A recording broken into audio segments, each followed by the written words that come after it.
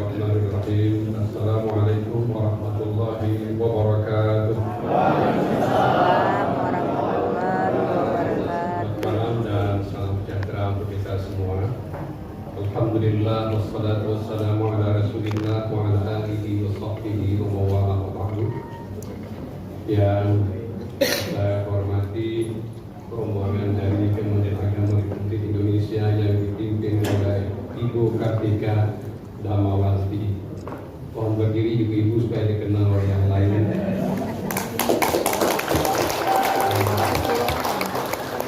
Saya kira dengan melihat sepintas saja sudah pasti menyenangkan ya. Karena saya tidak bisa terpandang.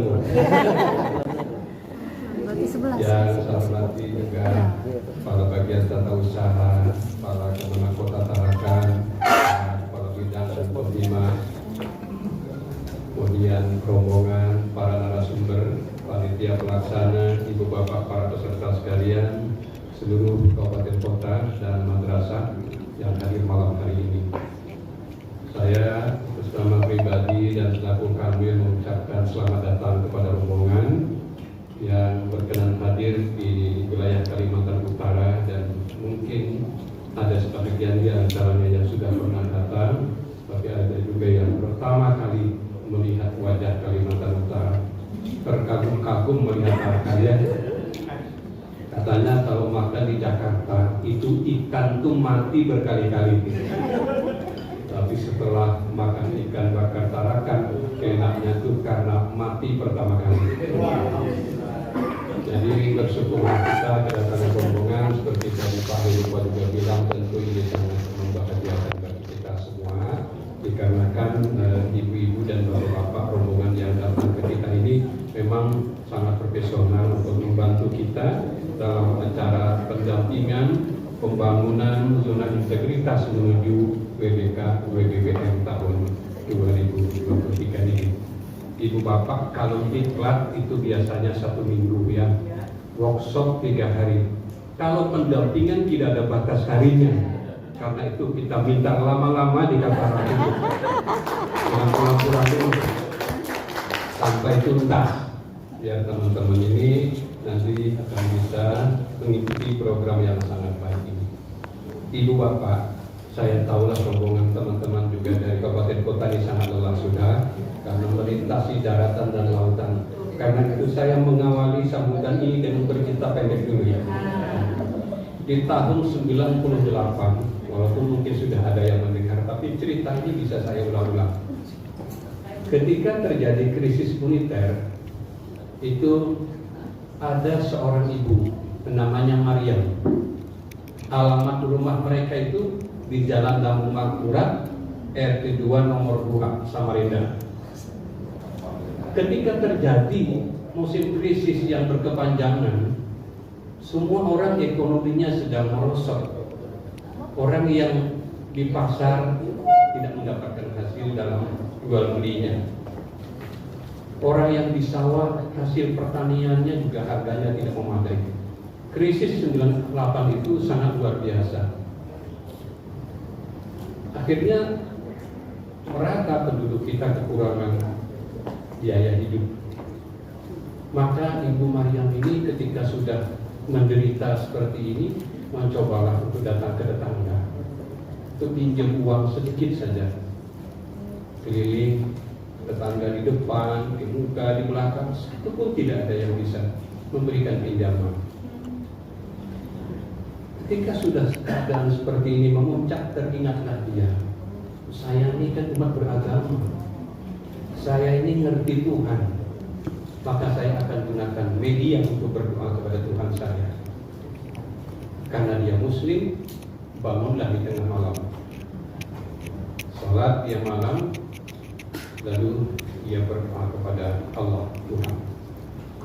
Ya Allah, ya Tuhan, masyarakat Indonesia sedang menderita dilanda krisis ekonomi. Tidak ketinggalan wilayah Kalimantan Timur dan saya sendiri. Ya Tuhan, di bawah saya ada 3 putra putri saya yang sudah beberapa hari ini tidak makan dan minum. Di tengah malam yang gelap gulita ini hamba bangun ya Allah sebagai seorang janda.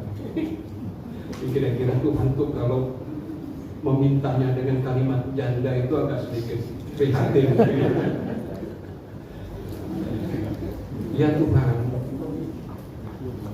tidak banyak yang aku minta kepada Engkau.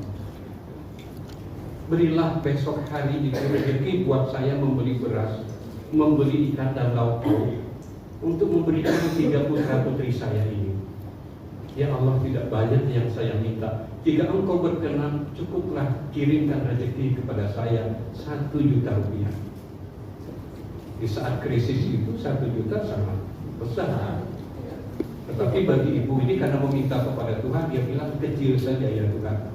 Karena Tuhan memiliki bukan hanya 1 juta, miliaran duit, yang diminta hanya 1 juta. Setelah dia berdoa, dia berpikir, apa cepat Tuhan ini memberikan yang saya minta? Jangan-jangan lambat. Dia merenung kira-kira bagaimana caranya supaya doa ini cepat kabulnya. Maka akhirnya doa yang dia baca itu dia tulis kembali di atas kertas. Ditulislah di atas kertas bahwa seorang wanita janda beranak 3 memohon doa supaya diberi rezeki uang 1 juta buat makan anak-anak saya besok hari. Lalu tulisan itu dilipat, lalu kemudian dimasukkan ke dalam amplop. Bingung pula di atas amplop ini kepada yang terhormatnya siapa? Sangat membingungkan. Akhirnya dia berpikir, biasanya kalau sudah urusan Tuhan menuhan ini, maka tidak ada lain yang punya urusan Departemen Agama. 98 kita masih Departemen Agama. Maka amplop itu dibuat, surat itu dibuat ke dalam amplop, kemudian oleh yang bersangkutan dibawa ke kantor pos. Setelah distribusi surat itu ingin dibagikan ke berbagai tempat, ketemulah surat yang ditujukan kepada Tuhan yang Maha Kuasa.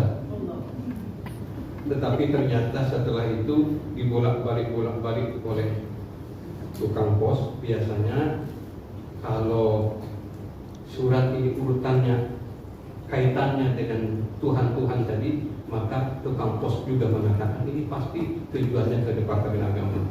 Walaupun di bawah surat tadi sudah ada Departemen Agama, tapi di amplopnya tidak ada. Maka kata tukang pos, ya sudah, kita daripada pusing-pusing, biasanya kalau urusan Tuhan ini sudahlah, surat ini antar saja ke Departemen Agama. Akhirnya tukang pos ngantar. Kebetulan Kak Kamilnya pada waktu namanya Saifi.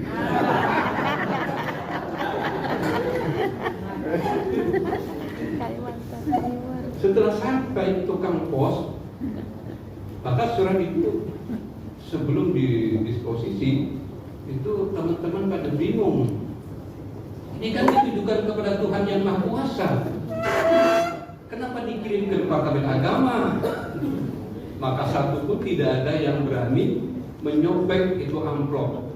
Ini harus orang yang pertama yang membuka surat ini. Maka sampailah surat itu ke tangan Kak Kamil yang namanya Pak Saifi tadi. Setelah dibuka, dilihat tulisan sangat menarik. Karena tulisan orang zaman dahulu itu indah sekali. Ternyata di bawahnya tanda tangan janda berada 3 lagi.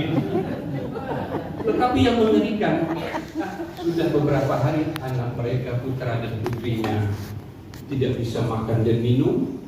Maka dia meminta kepada Tuhan hanya uang 1 juta untuk segera bisa menyelesaikan lapar anak-anak mereka ini. Maka sang Kak Kamil ini kebetulan hari itu di amplop itu tidak cukup untuk dipenuhi dengan uang pribadi. Maka dia kumpullah para kepala bidang. Pendis berapa? Oh saya 200. Di Mas Islam 200. Akhirnya kesimpulannya dari sana sini itu uang tidak sampai 1 juta. Yang terkumpul hanya 800.000 rupiah. Kata Pak Kamilnya, daripada kita menunggu sampai 1 juta ke anak-anak dan putra mereka pada kelaparan. Akhirnya uang itu dimasukkan kembali ke dalam amplop, dikirim kepada alamat yang di Jalan Kampung Mangkurat yang beralamat Ibu Maryam tadi itu. Akhirnya staf dikirim ke sana. Sampai di alamat yang dituju, diketuklah pintu. Lalu ditanya apakah betul ini rumah ibunya Maryam. Oh iya betul sekali. Bapak dari mana? Saya utusan Tuhan yang Maha Kuasa. Lalu ibu bilang, ada kabar apa dari Tuhan?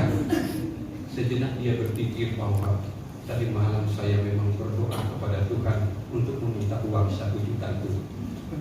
Kata pegawai, ibu ini kiriman amplop buat ibu. Apakah benar nama ibu dan alamat yang bersangkutan?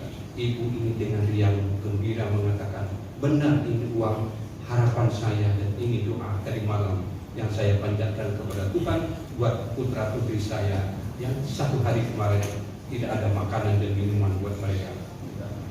Setelah pengantar surat ini yakin bahwa itu adalah memang haknya ibu ini, dia pulang. Apa yang terjadi? Ibu ini sembunyi ke samping rumah, lalu kemudian dia membuka tuh amplop.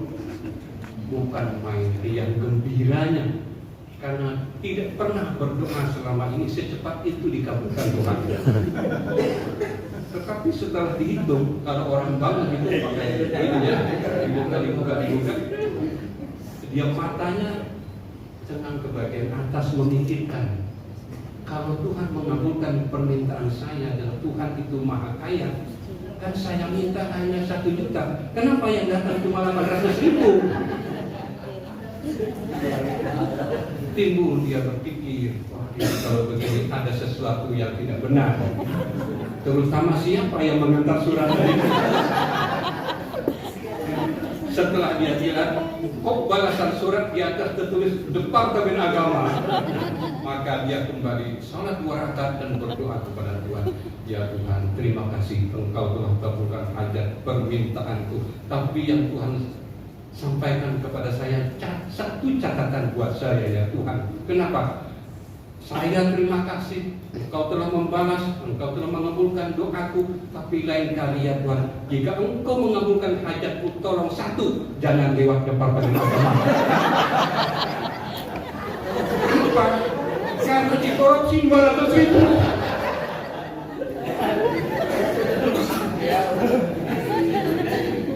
Inilah yang ingin saya jelaskan terkait dengan ZI dan BPPK ini. Posisi orang Kementerian Agama itu benar saja, belum tentu benar di mata orang lain. Kita bercita-cita berbuat sesuatu terbaik menurut kita, hasilnya di mata orang lain belum tentu. Tapi yang terpuji adalah ikhtiar dan keikhlasan kita untuk menyelesaikan masalah walaupun sedikit demi sedikit. Nah, kira-kira mudah-mudahan nanti ada hubungannya cerita ini dengan kesungguhan kita membangun jurnal integritas supaya masyarakat percaya dengan kita. Bayangin tuh, kakak ini udah minta duit sana sini, dapat 800.000 dikirim, sedekahnya kelak masih tidak dipercaya sama orang lain.